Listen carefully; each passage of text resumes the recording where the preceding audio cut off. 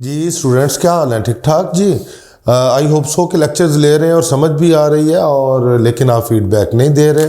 और फीडबैक ज़रूर दें और अच्छे से समझें और बताएं। जो आपको टॉपिक मुश्किल लगते हैं उनको डिस्कस किया जाए। आज जो हमारा टॉपिक है 9.2 फर्स्ट ईयर मैथमेटिक्स, पेपर्स भी करीब हैं, टेस्ट सेशन चल रहे हैं सबके, तो आपको उसमें मदद मिलेगी। देखें 9.2 जो है एक्सरसाइज, वो क्वाड्रेंट्स के बारे में है। एक सर्कल हमारा जो होता है ना टोटल, उसको 360 डिग्री उसमें होते हैं एंगल। हम उसके 4 हिस्से बना रहे हैं, पहला पार्ट, दूसरा, तीसरा और चौथा। पहले के हिस्से में कितने एंगल आएंगे? 90। दूसरे में भी 90 और 90 मिलके 180 डिग्री बनेंगे। और उसके बाद तीसरे में 90 ऐड करेंगे तो 270 में 90 ऐड करेंगे तो 360। अब देखें जी, ये 0 से 90 एंगल जो है वो इस क्वाड्रेंट में लाई करेंगे। 90 से बड़ा एंगल और 180 से छोटा एंगल जो है वो इस क्वाड्रेंट में लाई करेगा। और 270 से छोटा एंगल और 180 से ग्रेटर देन एंगल इस थर्ड क्वाड्रेंट में लाई करेगा। 360 से लेस देन, 270 से ग्रेटर देन एंगल इसमें लाई करेगा। तो ये स्टूडेंट्स जो है क्वाड्रेंट आपके पास को समझने के लिए ये देख लें कि ये जो साइन, कॉज, टैन है, ये पहले क्वाड्रेंट में तीनों ही पॉजिटिव होते हैं। तीनों का मतलब 6 पॉजिटिव होना, क्योंकि साइन जहां पे पॉजिटिव है वहां पे कोसेकेंट भी पॉजिटिव है, जहां पे टैन पॉजिटिव है वहां पे कॉट भी पॉजिटिव है, जहां पे कॉज पॉजिटिव है वहां पे सीकेंट भी पॉजिटिव है। तो आप पहले क्वाड्रेंट को देखें, 0 से 90 तक हमारे पास ऑल पॉजिटिव, और 90 से बड़ा एंगल हो, 180 से छोटा दूसरे क्वाड्रेंट में साइन और कोसेकेंट पॉजिटिव है, बाकी सारे नेगेटिव है। उसके बाद 180 से बड़ा एंगल हो गया, 270 से छोटा एंगल है, तो तीसरा क्वाड्रेंट है, इसमें सिर्फ टैन और कॉट पॉजिटिव होंगे, बाकी चारों नेगेटिव होंगे। इसमें कॉज और सीकेंट पॉजिटिव होंगे, बाकी सारे नेगेटिव होंगे। अब इनको देख के हमें चलना होगा। 2 तरह की बेटे यहाँ पे रोटेशन होती है। एक रोटेशन हम सर्कल को यूं घुमा सकते हैं, यूं, इसको बोलते हैं क्लॉकवाइज। क्या बोलते हैं? क्लॉकवाइज। सॉरी, इसको बोलते हैं एंटी क्लॉकवाइज। क्या बोलते हैं? एंटी क्लॉकवाइज या फिर काउंटर क्लॉकवाइज। तो ये क्या होता है, इसमें एंगल 90 प्लस हो रहा है, फिर ये प्लस होके 270, फिर प्लस होके 360। तो यहां पे एंगल प्लस होते हैं। और अगर हम यही रोटेशन जो ये घुमाएं इसको क्लॉकवाइज, जैसे घड़ी चलती है, तो फिर ये 360 से माइनस होके 270 से माइनस होके 180। तो यूं कह सकते हैं कि काउंटर क्लॉकवाइज या एंटी क्लॉकवाइज एंगल प्लस होते हैं, और जब आप क्लॉकवाइज रोटेट करेंगे तो एंगल माइनस होते हैं। तो यूं है कि बेटे इसका ऑल पॉजिटिव आप याद रखने के लिए ए, कॉज पॉजिटिव का सी, टैन पॉजिटिव का टी, और एस, साइन पॉजिटिव का एस जो है उसको यूज करें। और एक टर्म बना लें जिसको हम बोलते हैं ACTS। आपको याद रखने में आसानी होगी कि पहले क्वाड्रेंट में कौन पॉजिटिव है? सारे ही पॉजिटिव है, ऑल पॉजिटिव। और चौथे क्वाड्रेंट में कॉज पॉजिटिव, थर्ड में टैन पॉजिटिव, और सेकंड में साइन पॉजिटिव, बाकी सारे नेगेटिव। तो यूं आप याद रख सकते हैं। अब मैं अगर आपसे कहूं कि बताएं जी साइन 160 डिग्री क्या होगा, तो आप कहेंगे जी 160 जो है वो कहां पे लाई करता है? 90 से बड़ा है और 180 से छोटा है। तो यहां पे साइन क्या है हमारे पास? पॉजिटिव। तो हम उसको फौरी तौर पे बताएंगे। ये 9.2 का पहला क्वेश्चन है जी, तो आप उसको फौरी तौर पे बताएंगे साइन 160 पॉजिटिव होता है। देखें, अगर आपके पास आ जाए सीकेंट 179, तो फौरी तौर पे आप 179 एंगल को देखेंगे, वो है किसमें जी? वो यहां ही लाई करेगा ना। तो यहां पे कॉज और सीकेंट रिलेटेड है।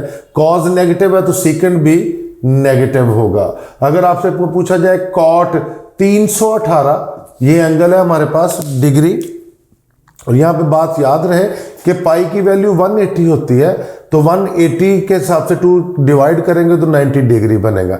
ये वैल्यू जो रेडियन में लिखी हुई है ये डिग्री में लिखी हुई है। 2 तरह की हमारे पास मेजरमेंट होती है एंगल की, रेडियन और डिग्री। तो यहां पे स्टूडेंट्स कॉट 3 18 डिग्री है। तो अब 318 है किस क्वाड्रेंट? इसमें नहीं जी, इसमें भी नहीं होगा, इसमें भी नहीं होगा। 270 से बड़ा है और 360 से छोटा, इस क्वाड्रेंट में लाई करेगा। और कॉट और टैन एसोसिएट है, ये इसका रेसिप्रोकल है। तो जहां पे टैन पॉजिटिव वहां पे कॉट पॉजिटिव, जहां पे टैन नेगेटिव वहां पे कॉट भी नेगेटिव। तो ये प्रैक्टिस आप करेंगे क्वेश्चन नंबर 1 के लिए। तो यहां पे स्टूडेंट एक दूसरी बात आपने याद रखनी है कि जो साइन होता है ना, साइन वो एंगल में से माइनस को बाहर निकाल के उसको सॉल्व करता है। और कॉज आपका एंगल जो है उसकी माइनस को खत्म कर देता है, फिर सॉल्व करता है।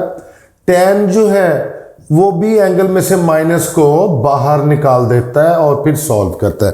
तो यूं आप कह सकते हैं शॉर्ट फॉर्म में कि साइन कॉज टैन में से कॉज और सीकेंट दो जो है ट्रिग्नोमेट्रिक रेशो एंगल में से माइनस को खत्म करती हैं, बाकी चारों जो है वो माइनस को बाहर निकाल देती हैं। फॉर एग्जाम्पल जैसे क्वेश्चन नंबर 2 में आपको आप बुक में देखिएगा साइन -318 है। तो अब आप इसको क्या लिखेंगे? अकॉर्डिंग टू जो आपको मैंने बताया उसके लिहाज से आप लिखेंगे माइनस साइन 318। तो यूं आप लिख के इसको सॉल्व करेंगे। अगर आपके पास आ जाए कॉट -120 तो आप फौरी तौर पे देखेंगे टैन क्या करता है, वही कॉट बिहेवियर करेगा, तो ये भी माइनस को बाहर निकाल देगा। और अगर मैं इधर लिखूं सीकेंट या कॉज तो फिर क्या होगा? -90 आ गया तो आप फौरी तौर पे इसको लिखेंगे सीकेंट 90, क्योंकि कॉज और सीकेंट आपस में रेसिप्रोकल है। तो जो काम कॉज करेगा वही सीकेंट करेगा।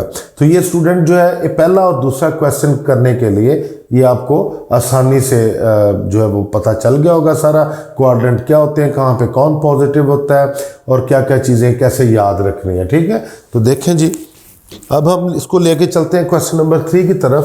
तो ये सबको समझ आ गई होगी। तो क्यूरीज कोई हो तो वो ज़रूर पूछिएगा, कमेंट सेक्शन में डिस्कस करें, हमें बड़ी खुशी होगी बताते हुए। देखें जी, क्वेश्चन नंबर 3 में जो है वो आपको पूछेगा कि बताएं जी कौन सा क्वाड्रेंट है जहां पे साइन थीटा <0 है एंड कॉज थीटा <0 है। तो स्टूडेंट्स बड़ा ही मजेदार क्वेश्चन है ये।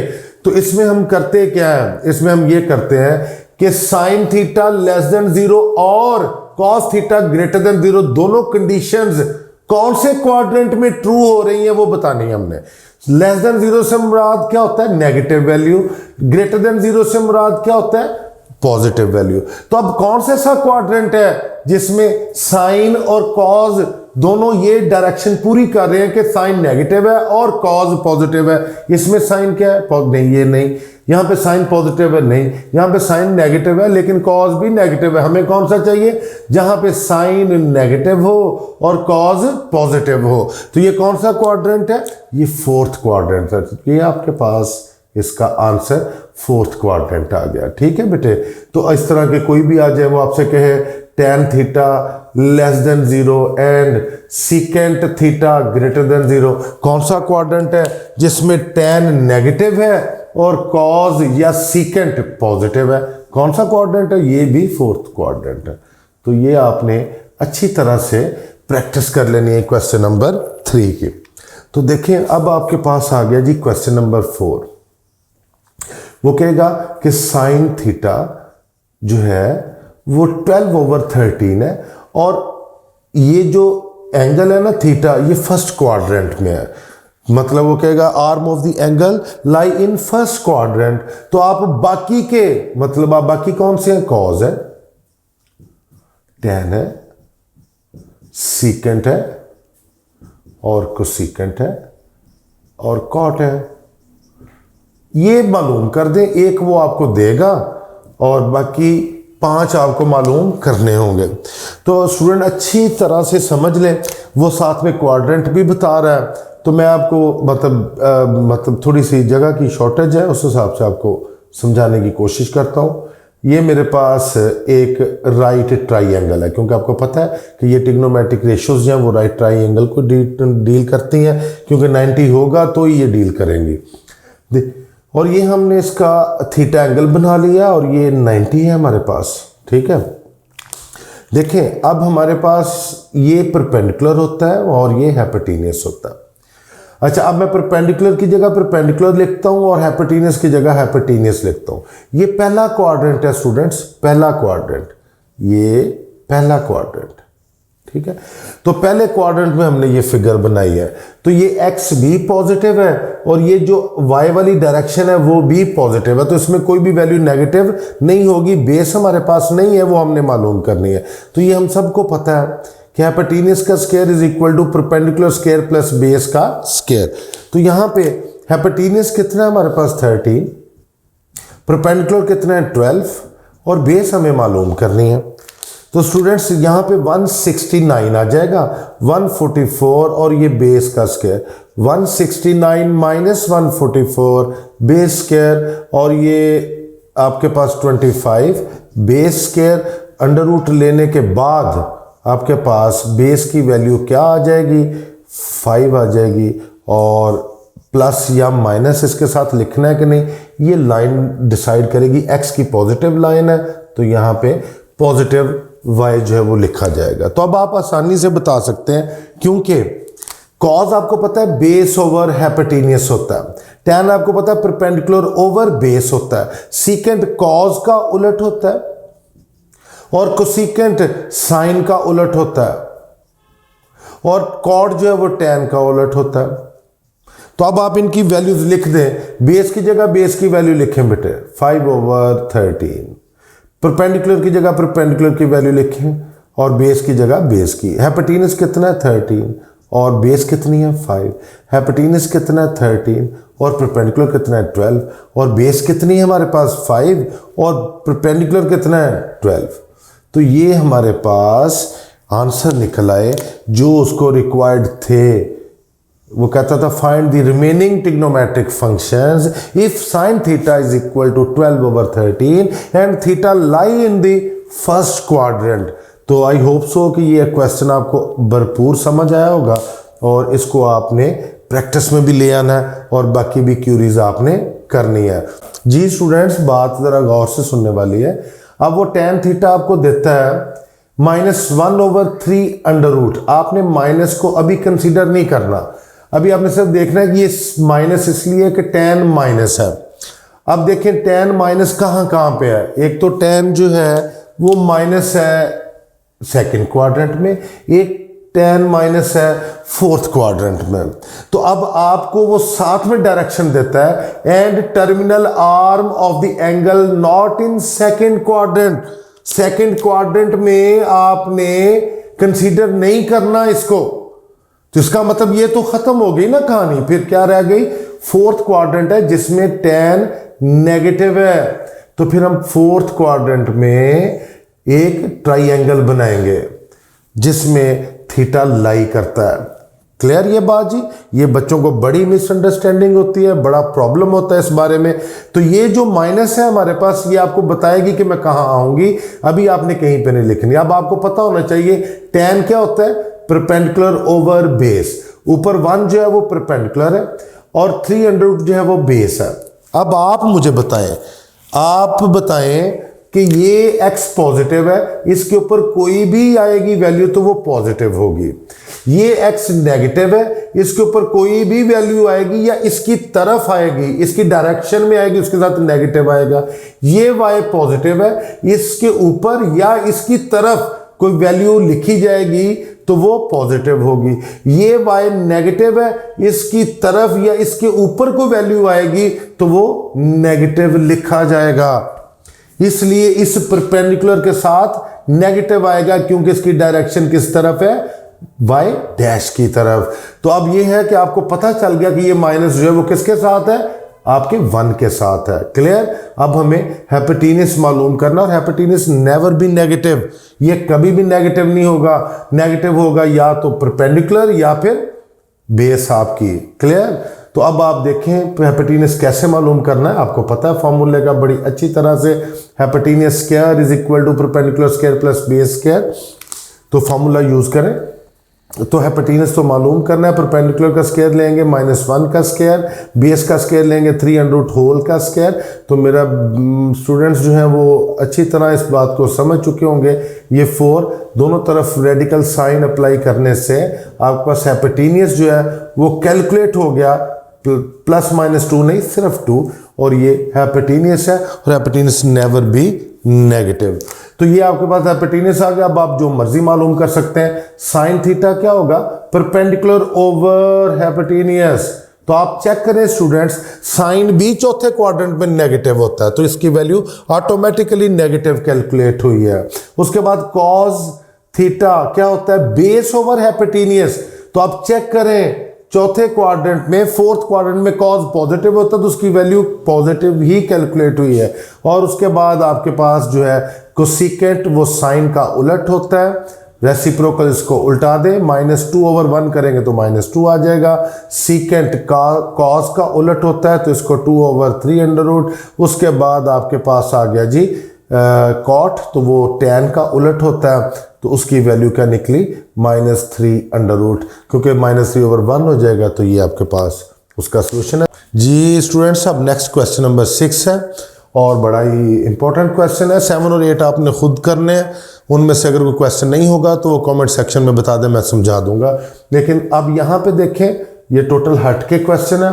कोसेकेंट थीटा m² + 1/2m और 0 θ < π/2। अब आपको वो क्वाड्रेंट जो है वो डायरेक्ट नहीं बता रहा आपको, ये जो इस फॉर्म में बता रहा है कि थीटा बड़ा है 0 से और छोटा है π/2 मीन 90 से। अब आपने देखना है कि ये जो क्वाड्रेंट है, अगर मैं इसको लिखूं तो मैं लिखूंगा 0 जो भी एंगल है, थीटा है, अल्फा है, बीटा है, और π/2, इसको मैं यूं लिखूंगा। अगर मैं इसको लिखूं ना इस फॉर्म में, तो मैं लिखूंगा π/2 θ π। अगर मैं इसको लिखूंगा ना, तो मैं लिखूंगा π θ <3π/2। ओके, तो अगर मैं इसको लिखूंगा तो यहां से लेके यहां तक लिखूंगा, मैं लिखूंगा कि 3π/2 θ 2π। तो इसका मतलब क्या हुआ कि इसमें लाई करेगा ये एंगल, इसमें लाई करेगा ये वाला एंगल, इसमें लाई करेगा ये वाला एंगल, और इसमें लाई करेगा ये। तो अब हमारे वाला जो है वो किधर लाई कर रहा है? फर्स्ट क्वाड्रेंट में। फर्स्ट क्वाड्रेंट यहां पे हम लिखते हैं 0 θ π/2। तो फर्स्ट क्वाड्रेंट बना के वो कह रहा है कि कोसेकेंट थीटा की ये जो वैल्यू है वो थीटा फर्स्ट क्वाड्रेंट में बन रहा है। तो फर्स्ट क्वाड्रेंट में फिगर बनाने से पहले साइन में इसको लिख लेते हैं, क्योंकि हमें पता है कोसेकेंट का उलट साइन होता है। तो ये वैल्यू 2m/m² + 1 आ गई। फर्स्ट क्वाड्रेंट में मैंने इसकी ट्राइंगल बनाई। मेरे पास इस वक्त परपेंडिकुलर भी है और हाइपोटेनस भी है। मैंने परपेंडिकुलर भी लिखा और हाइपोटेनस भी लिख दिया। अब मुझे बेस चाहिए, तो बेस के लिए स्टूडेंट्स हमारे पास formula h² perpendicular square plus base square. आपके पास m+1 होल स्क्वायर, हाइपोटेनस लिखा, परपेंडिकुलर की जगह परपेंडिकुलर लिखा, बेस हमें मालूम करनी है। तो यहाँ पे स्क्वायर देखें जी, a का स्क्वायर प्लस b का स्क्वायर प्लस 2ab, फॉर्मूला सबको पता है, is equal to 4m² plus b²। m4 + 1 + 2m² minus 4m² is equal to base square. ये जो 4m² थे मैं उधर ले गया। अब क्योंकि हमें वैल्यू बेस की कैलकुलेट करनी है, m4 + 1 प्लस 2m² में से -4m² होंगे तो -2m² बचेगा, प्लस थोड़ी बचेगा। तो यहाँ पे हमारे पास m4 + 1 -2m² बचा।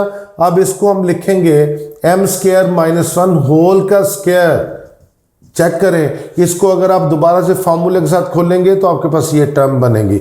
अब दोनों तरफ रेडिकल साइन लेने के बाद आप देखिएगा आपके पास क्या वैल्यू कैलकुलेट होती है। बेस जो है वो आपके पास कैलकुलेट हो जाएगी। Base is equal to m² - 1। ठीक है जी स्टूडेंट्स, जजर के साथ ये जो कटिंग हो जाएगी, ये इसके साथ कटिंग, तो बेस क्या होगी आपके पास m² -1, तो वहाँ पे बेस की जगह बेस को लिख दें। अब आप जो मर्जी मालूम कर लें, मैं इधर लिखता हूँ cos थीटा, तो आप कहेंगे बेस ओवर हाइपोटेनियस, तो बेस भी है और हाइपोटेनियस भी है, तो लिख दें tan जो है वो मेरे पास आ जाएगा परपेंडिकुलर ओवर बेस, तो 2m ओवर m² -1। तो इसी तरह साइन कॉस का उलट सीकेंट, इसको उल्टा दें, टैन का उलट कॉट, इसको उल्टा दें, तो ये वैल्यूज़ आपके पास कैलकुलेट हो गई। ये स्टूडेंट्स आपका टॉपिक वाइंड अप है। मैं बहुत होप रखूँगा कि आपको बहुत अच्छी सी समझ आई होगी। तो वैसे आपका पढ़ने को तो जी करता नहीं है, तो हम आप लोगों के लिए ही कर रहे हैं कि चले आप सर्दियाँ हैं, आप तैयारी भी कर लें और अपने कमरे में बैठ के मोबाइल के ऊपर एक अच्छी आपको फैसिलिटी दी जाए, अच्छी तरह समझाया जाए, तो आप सिर्फ लाइक कर दिया करें, सब्सक्राइब करें, शेयर करें, और अगर आपको अच्छे से समझ आती है तो कमेंट सेक्शन में हमें अप्रिशिएट भी करें। ठीक है जी, थैंक यू।